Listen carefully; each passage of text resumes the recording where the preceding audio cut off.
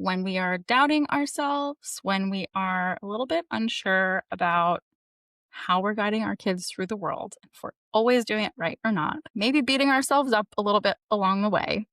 What can we come back to? What is that through line? And for me, it's intuitive parenting. I'm going to talk about my own journey with intuitive parenting, what parenting looks like for me, and what things I go back to when I am doubting myself. So I hope this gives you some clarity in your own journey of parenting and guiding those little kiddos in your home. Thanks so much for listening. And I also want to invite you today. We have 2 spots left at our winter retreat with WandHERwild Family Retreats happening February 14th through the 17th of 2026. So if you are interested in coming and really deepening these connections, because that's what this conversation is all about today. It's deepening the connection, observing, listening, and a retreat is the perfect space to do that because we are taking away that decision fatigue, that mental load, and giving you a space to really just be present with one another and enjoy the time you have together. So listen in on this conversation. And if you're interested in grabbing one of those spots, feel free to head over to our website at WandHERwildFamilyRetreats.com or connect with me for more info. The link will be here in the show notes. Thanks for listening. Welcome back to another episode. I'm Monica Verga Alborno, and this is the WandHERwild Podcast, a space for modern mothers reclaiming their wild, living with intention, and redefining what it means to feel fulfilled while raising a family. Here we explore mindful motherhood, conscious parenting, feminine rhythms, and the power of self-discovery. Guided by curiosity, we share honest stories, soulful conversations, and actionable steps you can weave into your full everyday lives. Hey, and welcome back to another episode of the WandHERwild Podcast. It's Monica here, and I come to you recording on the floor of my daughter's bedroom today. Just because that's where there's space free at the moment, and that's how life goes. And I wanted to share this episode today about intuitive parenting because it has become my go-to strategy for parenting. So I thought it'd be interesting today to kind of just share what life looks like for me using intuitive parenting and 7 things that I always go back to and remind myself of when I'm starting to doubt myself in my parenting decisions, as we all do. We've all doubted ourselves at some point with a decision in our parenting journey, right? Because we care and we care about our kids. So it's a normal feeling, but I know it's not always a good feeling. So that leads me to this episode of talking about intuitive parenting. And I thought I would start by just reading some definitions of other parenting strategies that we see on social media, in books, all over the place, right? Even, people in our communities, if it's a parenting group or a pediatrician, whatever it might be, right? They might direct you to certain resources. So I think there's kind of like 2 main parenting groups that maybe you would see. And there's a lot of other ones too emerging, but let's kind of just put it in these 2 ways. There's the traditional rule-based parenting definition. And this is a traditional approach where parents establish a clear set of guidelines and expectations for their children's behavior with consistent consequences for breaking the rules. It's all about structure, obedience, and external control, where I think most of us were probably raised like this. We were all kind of raised in that way, I would say, for the most part. You have to brush your teeth immediately after dinner or wash your hands before every meal, like these kinds of things, routines, behaviors, and safety and health. So that's kind of the first parenting bucket. And then the other parenting bucket, which has emerged in more recent years, and if you're like me, the algorithm has shown me a lot of these with conscious parenting, gentle parenting, and this kind of other way of parenting that's a bit softer. So conscious and gentle parenting are intertwined approaches focusing on empathy, respect, and connection. Moving away from punishment to foster emotional intelligence, with gentle parenting emphasizing positive discipline and meeting needs, and conscious parenting adding a layer of parental self-awareness, mindfulness, and healing past wounds to guide reactions. So those are the two buckets. I'm not going to say more than that. I am not an expert in either one of those. I'm just reading the definition when you Google it. And I want to just share what intuitive parenting, which I would call the third bucket for me in this conversation. I'm not going to look up a definition. I'm just going to share what intuitive parenting feels like to me and in practice. And that really is exactly as it sounds, like using my intuition to guide me in decision making. I'm not using AI. I'm not looking at influencers online. I'm not using an app. I'm not going to my pediatrician. Sometimes that licensed professionals, I'm not going to say I don't ever listen to them, but they're not my go-to way of making day-to-day decisions. And I tend to feel into it. Like, what does my body feel when I look at my kids and knowing them on such a deep level that no one else does, making decisions that just feel right inside as a gut feeling, as an intuitive feeling. And those can look different. Like, they don't have a rigid framework. They don't always fit in one of the buckets I just named. Like, that just feels good for me and my family. That doesn't necessarily have to have a type of parenting name to it. So that's what intuitive parenting has become for me. And the reason I think it works so well in my home is, one, the amount of information out there is so overwhelming. We can pick up our phones and Google, ChatGPT, anything at this point.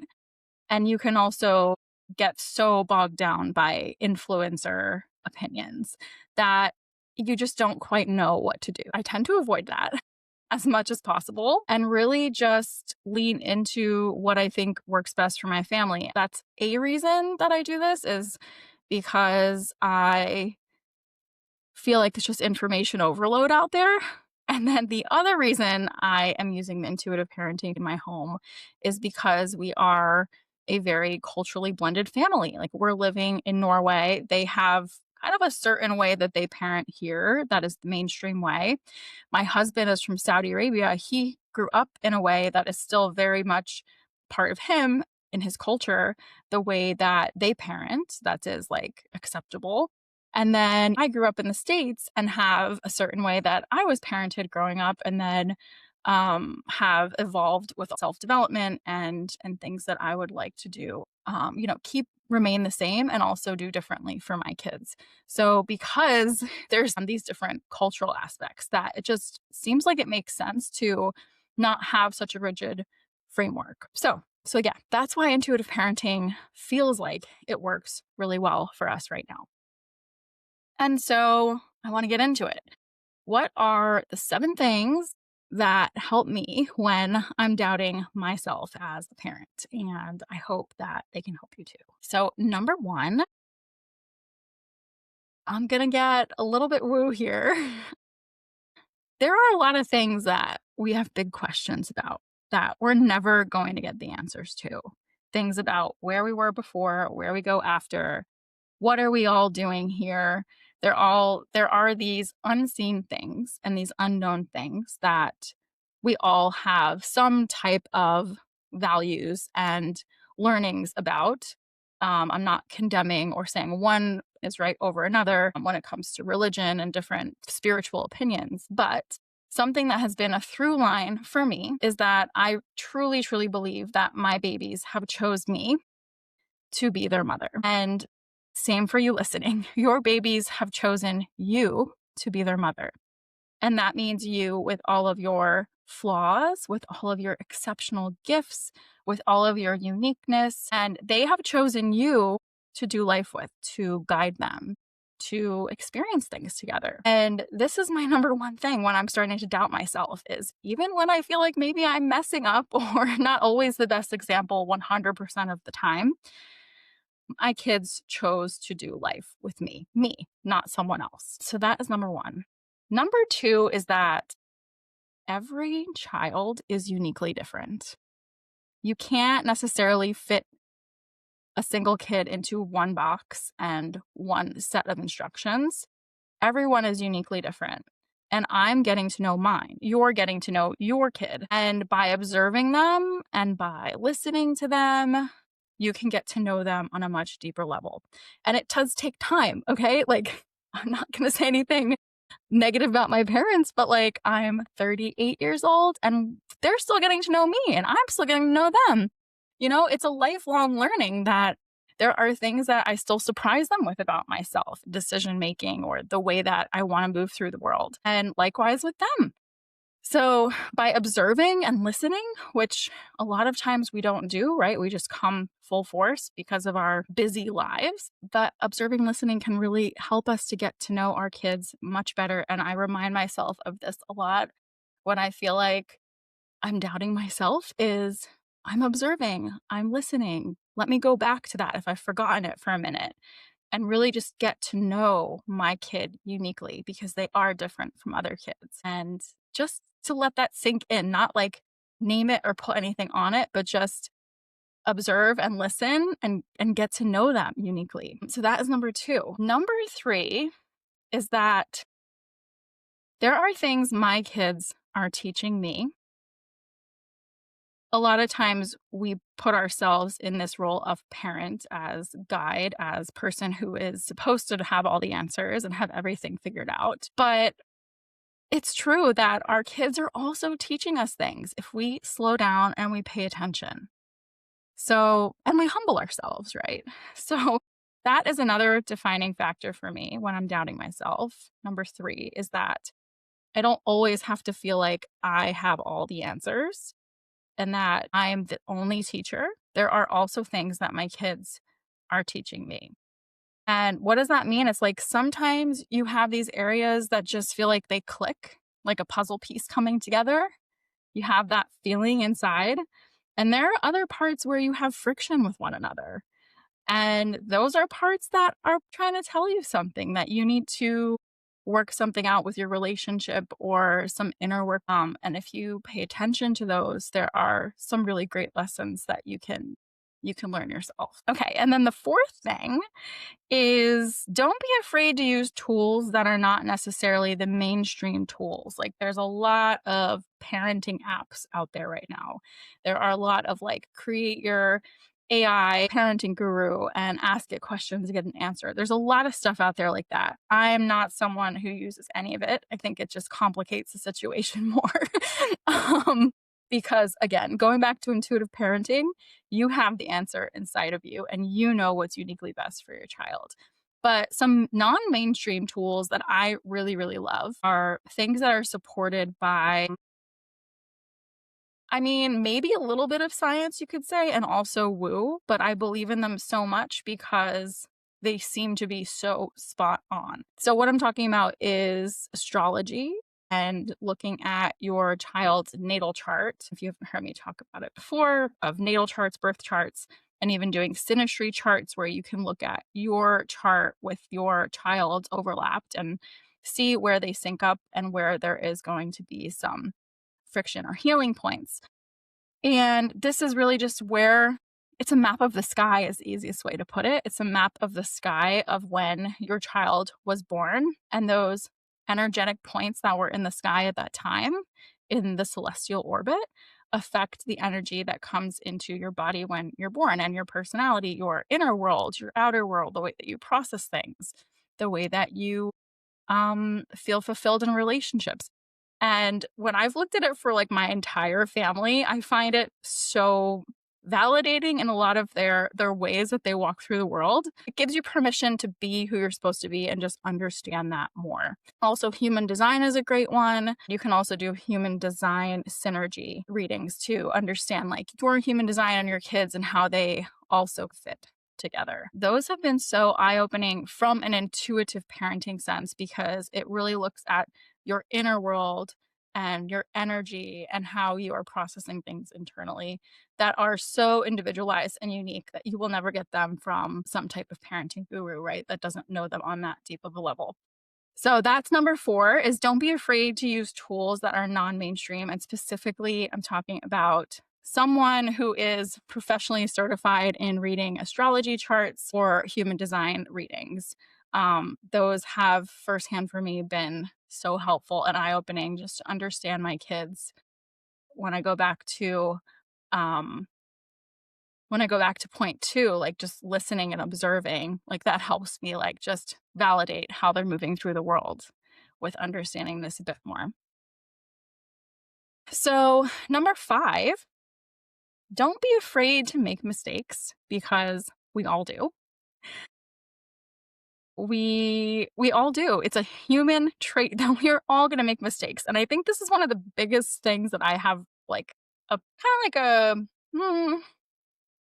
a qualm with these like parenting gurus out there is that they really don't ever seem to make a mistake. They are portraying this point of like every parenting decision they've ever made has been perfect and their kids are all like moving through the world with like perfection.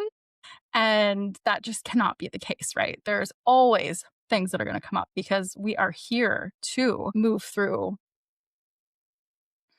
um learning about ourselves and our relationships and the way that we are interacting with the world.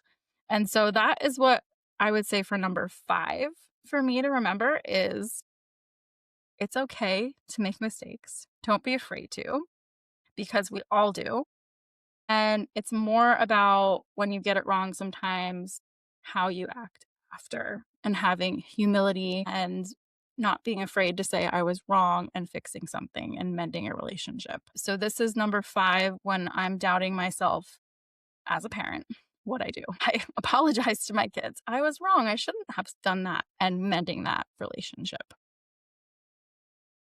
Number 6, it's okay to sit with big decisions as a parent. Big decisions can be like what school do you end up sending your kids to if you have certain options for where they could go to school, when they're starting, a big move. I mean, so many different things, right? These are things that come up for me because we can decide some of those things. My kids, as I'm recording this, are 3 and 5 and they go to a daycare that we were able to like select which daycare and when they started. They both started around 18 months, but we had to, map out when we were both going back to work and when we thought they were ready to go. And it's okay to sit with those decisions. I think we had originally actually planned for them both to start around a year old, and then we ended up waiting a little bit more time.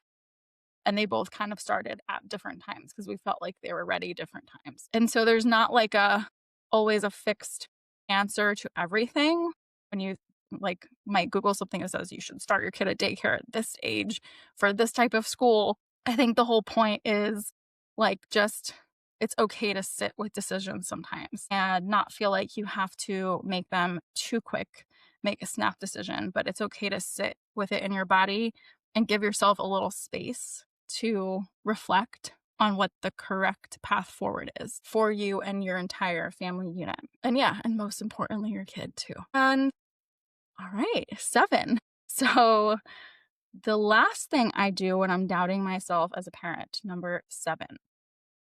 So this last one for me is a mindfulness practice, and it really goes back into meditation or just sitting in silence and envisioning your womb space as a mother.